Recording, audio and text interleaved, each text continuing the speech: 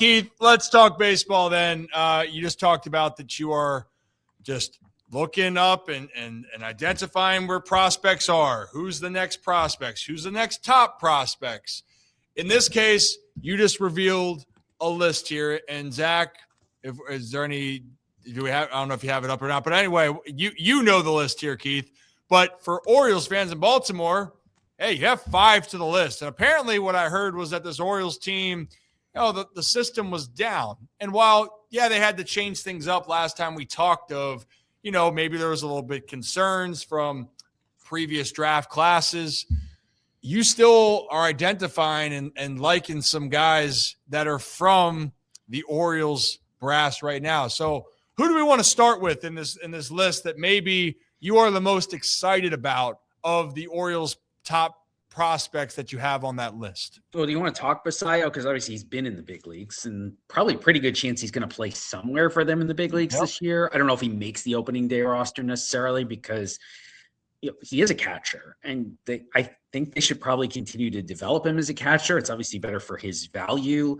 I think, I like Adley Rutschman, absolutely nothing against him, but he has been banged up and he hasn't been sort of superstar Adley in a little while now. So do you want to prepare Basallo in the case that I'm not really thinking of moving Adley, but maybe Adley doesn't catch as many games so that Basallo comes in and catches 60 or 70 games a year and Adley catches the rest so that they're both a little more productive at the plate. If you're going to do that, then you probably want to start Basallo in AAA and let him catch more. But the bat looks like it's probably ready, and you could probably make him DH, first base, move him around a little bit. You just probably wouldn't catch him a whole lot because that is the weakest part of his game other than his arm. I'm talking like receiving, blocking, game calling, stuff like that. Basallo's probably not quite ready for the majors, but he works the count really well. He's got real power. It's real bat speed. I don't think he's going to have any trouble catching up to major league stuff. There'll be some adjustment period because there is for most hitters at this point, but I do think he can really help them in some role. I think the question for them is, what do you want the long term to look like for Sammy Basallo versus what do you want just this year? Yeah, I mean, that is the $1 million question, or whatever. What was the extension they signed for, Zach? $80 million question? Yeah, like 85. Yeah, whatever that was, and good for him. It's what are you going to do? Because you signed Pete Alonso.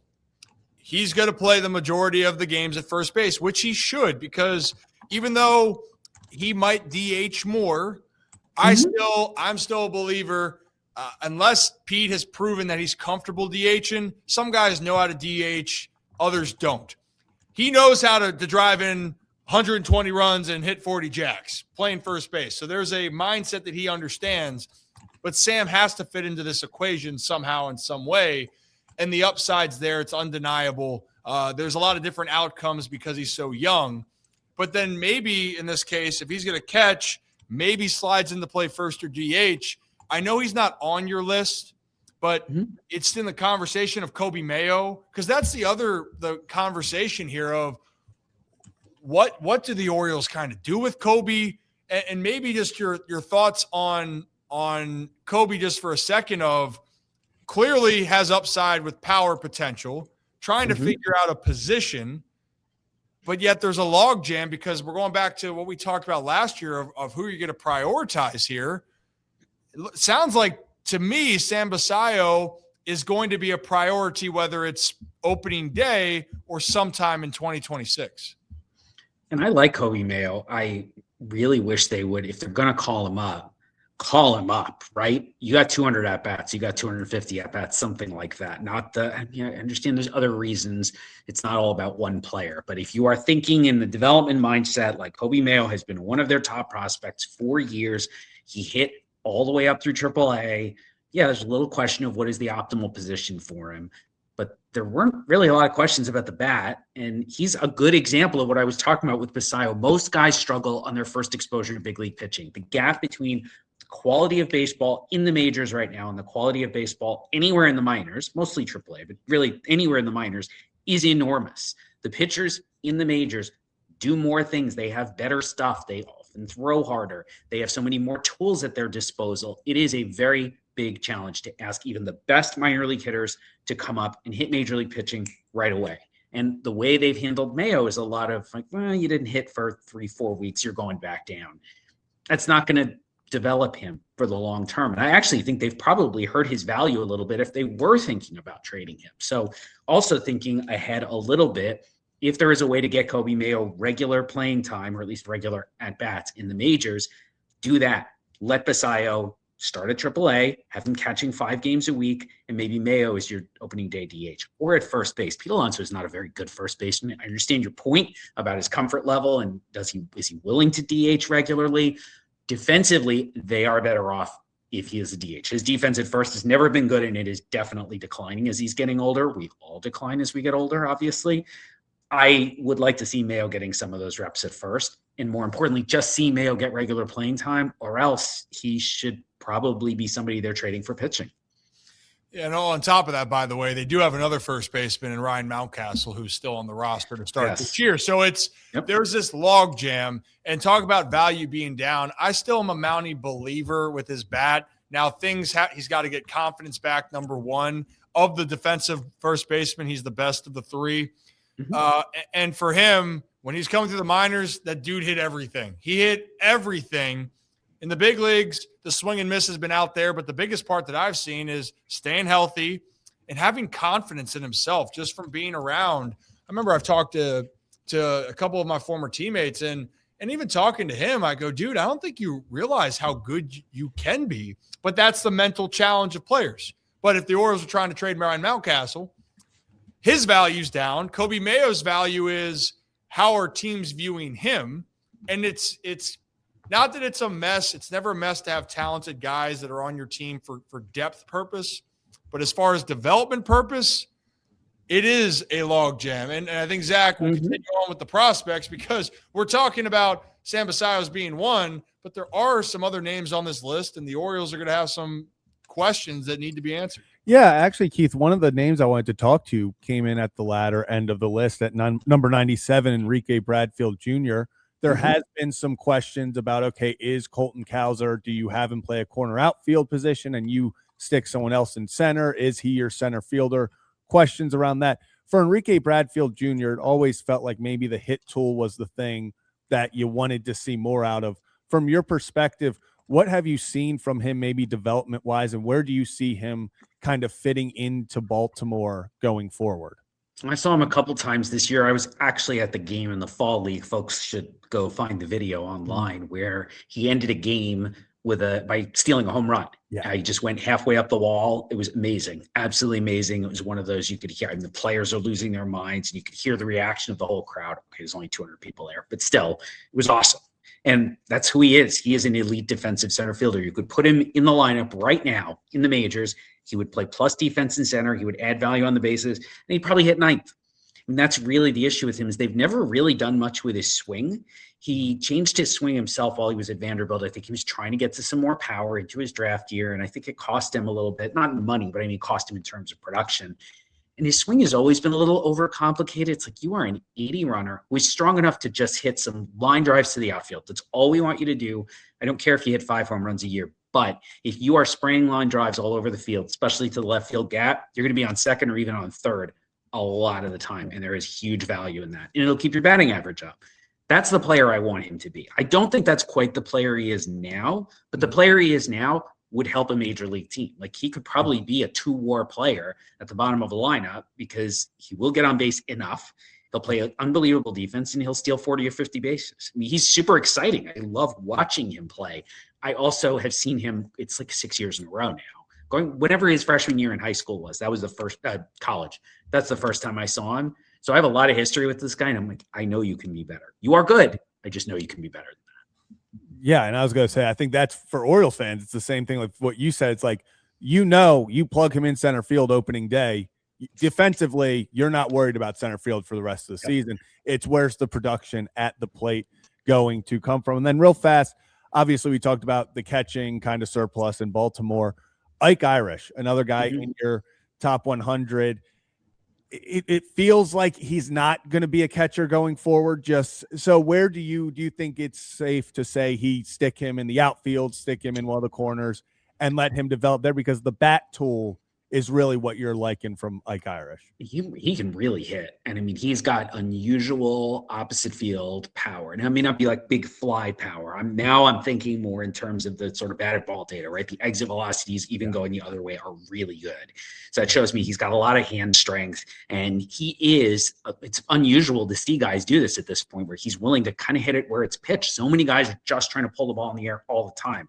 Like, that ball's out in the outer third, maybe even just to the very edge of the plate, but you have the hand strength to be able to drive it the other way. Great. Do that. Do not try to get greedy and then pull it in the air. And then obviously you end up, yanking it foul, or it just doesn't go out because it's too far away. Your swing gets too long. That is not the right approach for everybody.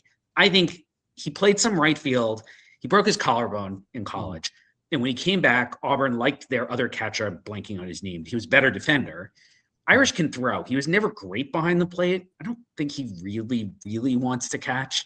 I would stick him in right field, and it's going to take work, but he's got the arm for it. And just be like, your job is to catch what's hit to you and then go hit. Can he be a better defender in right than Nick Castellanos? Yeah, I think probably. And that'll play as long as you're hitting. Yeah. It always plays. If you hit, they'll find a place for you. Yep. Now, it helps if you can be a little bit versatile, but if we're looking at what's Sam Basallo's long-term, what's going to happen with Adley, but if you're looking down the road here for Ike and there's a logjam and he is the hitter that you say he can be and what I believe he can be as well, you want to look at other avenues. Another guy that kind of comes to mind from back in the day was Kyle Schwarber. Schwarber, you want him to be playing every day. You moved him around. Now, obviously, he has become the glorified DH, but when you have 50 jacks a game or a season, I'd say that's pretty damn valuable at the top of the order. So, yeah, I mean, it's a very interesting process. Some other guys that we know that are kind of rounding out the list, Eloy, George, and that's the other two, correct, on the list?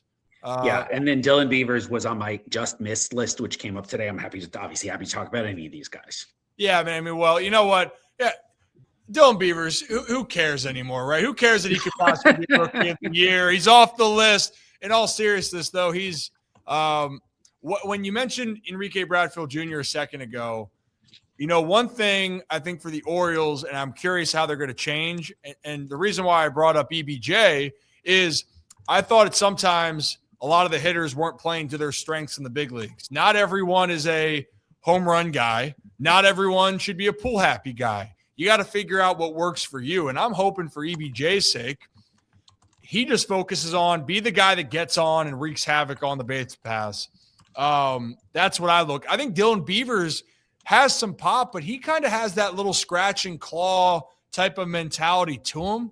And that's what I was watching with him. And I've even heard some of his hitting philosophies through some people where he just says, hey, I know what I can do and I know what I can't do. And I thought that was really good to hear. Now he's got to make adjustments at the big league level, but having that understanding of what your strength can be, I think the Orioles need more of that scratch and claw mentality and then have the big boppers like Alonso, Westberg, and Gunnar go and do their thing. And that should really help complement a roster with a lot of talent. And you're not going to get me to say anything bad about Dylan Beavers. I like him. I think he's made some really good adjustments since he got into the system. I think he has softened that hitch in his swing. It's not gone.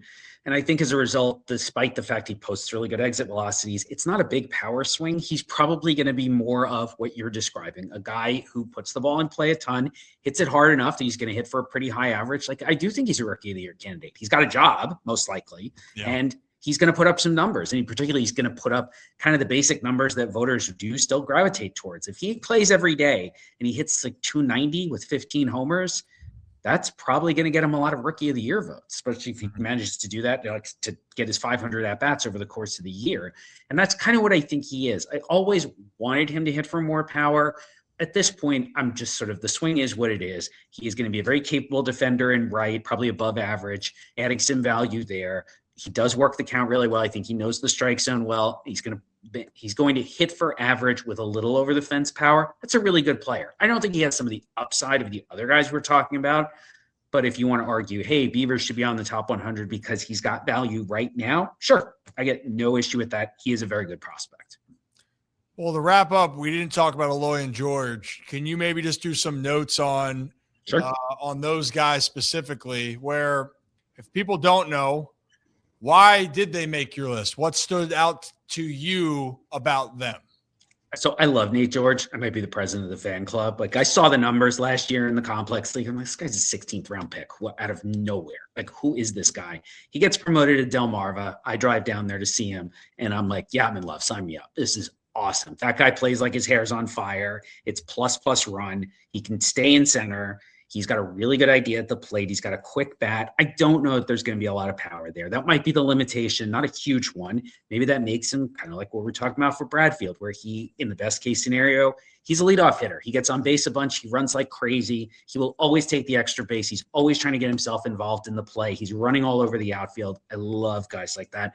And I was pleased when I circulated my list to front office execs, how many of them came back and they were like, yeah, we have George in that same range. We think he's got a chance to be an above average regular, maybe a star.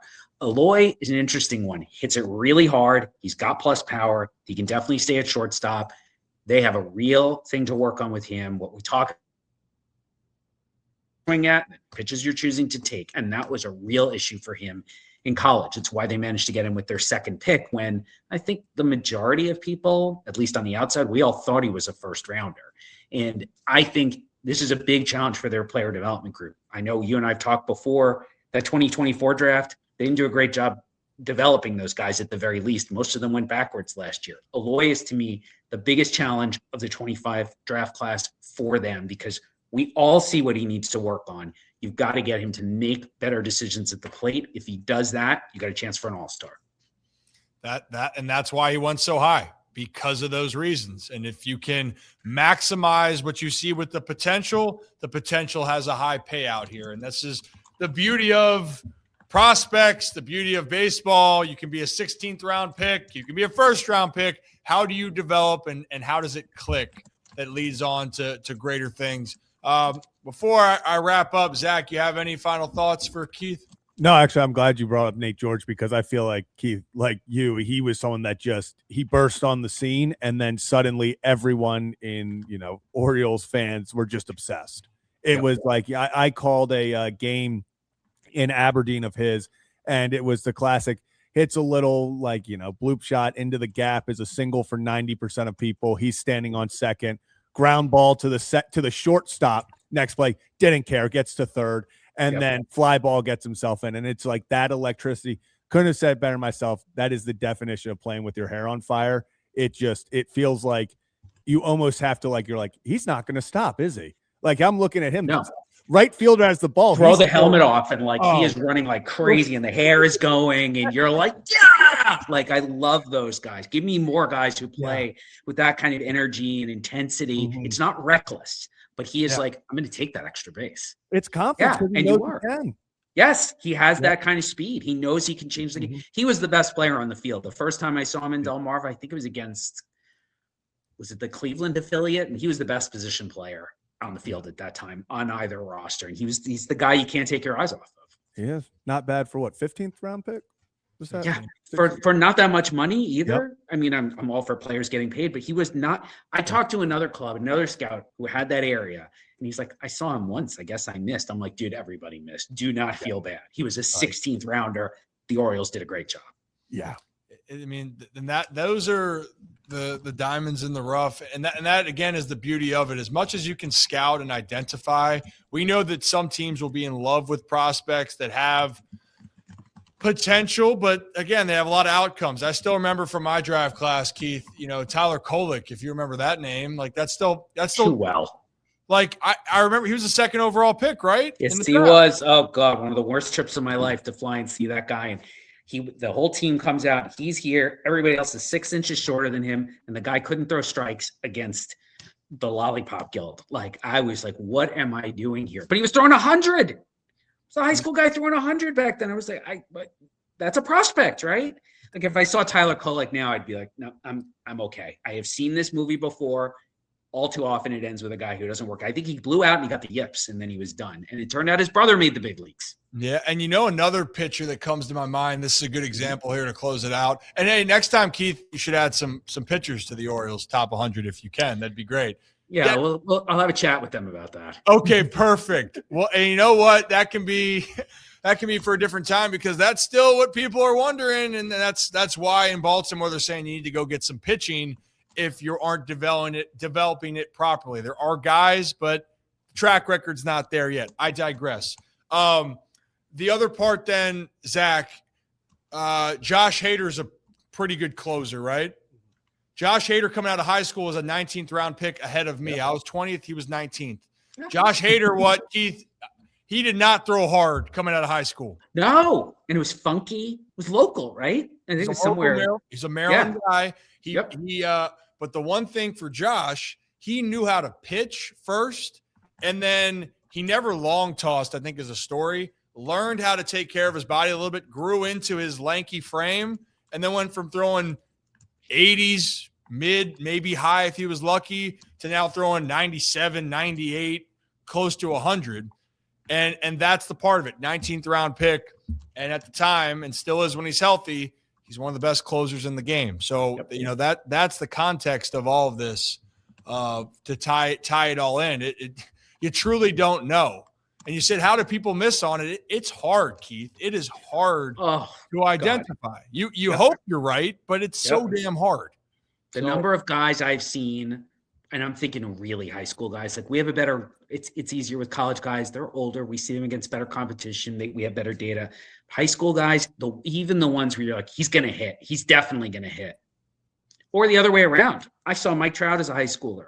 I didn't have him first in that draft. I had him like 20th. Kevin McGonigal. I thought he was a first rounder. He's the second best prospect in baseball right now. He's from here. He's from around here. He came down and played 15 minutes from my house. I'm like, it's a good swing. He looks like he can hit. And the next thing I know, he's probably the best hitter for average in minor league baseball. Like, it's really hard to evaluate teenagers. And I do this from the outside. I think, at the end of the day, I just get to write about it. I'm not making $1 million decisions based on this. It's much harder for the guys working for teams. For sure. And, the one that still gets me in the kicker, because I grew up knowing the story, Calvin Edwin Ripken Jr., the second round pick. Never heard of him. Never heard of him. Second round pick, and most people wanted him to pitch. They thought he was a better pitching prospect than he was a hitter. And so what did he do his first year? If you look it up, hit like 250, no home runs, a bunch of errors. And you're going, oh, goodness, like this lanky kid, this guy kind of stinks. We'll wait until he's ready to be a pitcher. They'll just convert him. And then the story goes, he started to put some things together. And not just a few things. He put together a 21-year big league career. The first year at 17 years old, talking about teenagers, 264 average, 0 home runs, 8 extra base hits. And if I can find his fielding numbers, because they were bad, 33 errors on the year. And then the following year, he only had combined 8 home runs, which that's solid. And then the next 2 years, 25, 23, and then led to 431 home runs at the big league level. So needless to say, Keith, it turned out well for him. But the funny thing is that a lot of people didn't think he was destined to be a shortstop.